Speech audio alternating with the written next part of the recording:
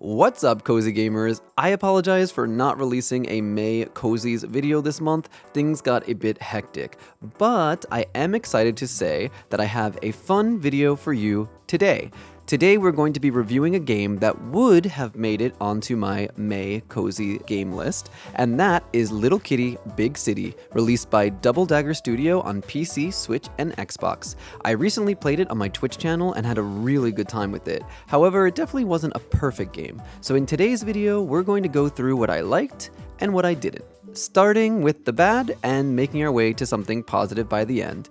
And just as a heads up, you will be seeing a lot of my face in this video, as these are mostly clips taken from my Twitch stream, so apologies for that in advance. Now, let's jump into it. First, let's start with something that I initially thought would be a huge problem for me before my opinion softened up slightly by the end. This game retails for about $25 and it's quite short.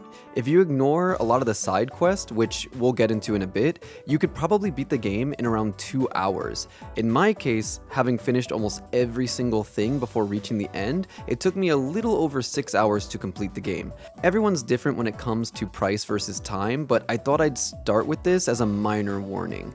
Having said that, now onto what I think is the biggest issue with this game: the platforming. There were a lot of times in which I was so frustrated with the collision and what felt like a bit of slipperiness, where your character goes farther forward than you want. It happened a handful of times, making me fall and forcing me to climb back up from the bottom. I noticed that it's a bigger issue when jumping from a high platform to a lower one. You'll also find yourself jumping off of walls instead of grabbing ledges, which also might cause you to fall. It didn't happen consistently, but it did happen enough times where I was groaning at some points. Hopefully this is something they can patch, but even if they don't, it clearly didn't prevent me from beating the game.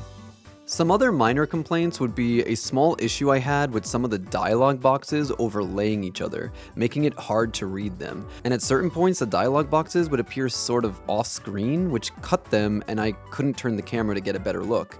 Both of these points happen only once each, but I still wanted to mention it.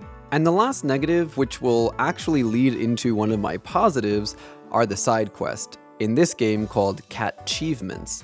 For the most part, they're really fun. A lot of them will require you to explore every inch of the map, like one in which you must find 4 rubber duckies and bring them to a pond located in the middle of the map. Some of the ducks are quite well hidden. There are some other quests that will happen organically just by progressing through the game too. I love stuff like this because it does something magical for my ADHD brain. However, some of the quests are a bit grindy and not in a good way. One in particular that comes to mind requires you to recycle 100 cans. First, I didn't realize you could recycle them until halfway through my playthrough, and second, it's just a slow process. You have to pick up 1 can at a time and bring them to a recycling bin, which is sometimes not located nearby, which makes for a lot of unfun back and forth. I would say only about 10% of the quests are like this though. Now onto the good stuff, of which there is more.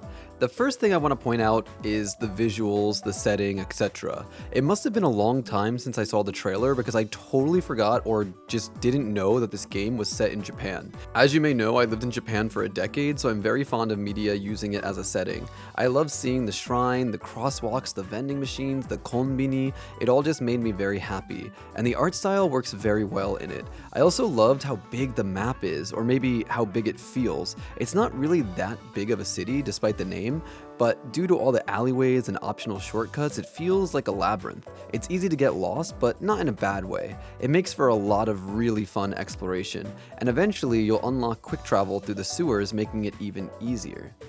Speaking of exploration, one of the key goals in Little Kitty Big City is finding 4 fish that when eaten grant you stamina bars, or stamina paws in this case, that allow you to climb vines. Think Breath of the Wild. These fish are, I believe, the only real required collectibles because you need all 4 stamina bars to climb back up to the apartment window you fell from at the start of the game.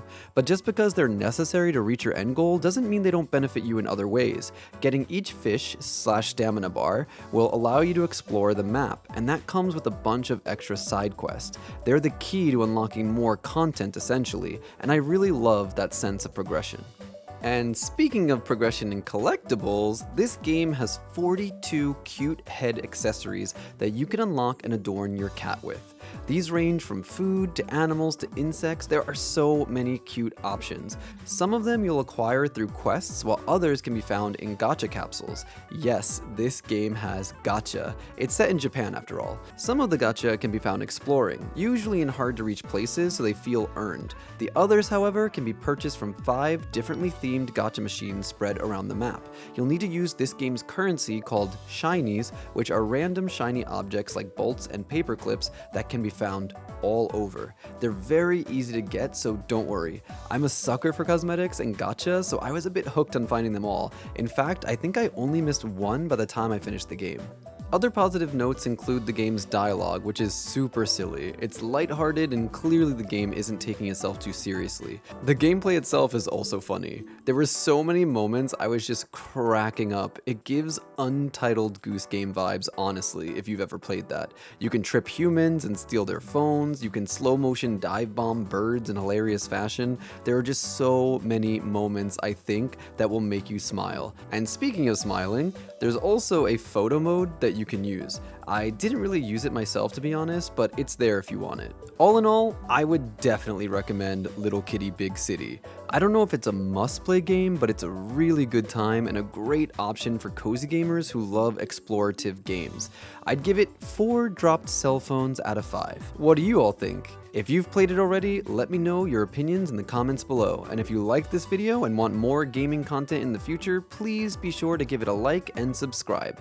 Until next time, cozy gamers, stay cute.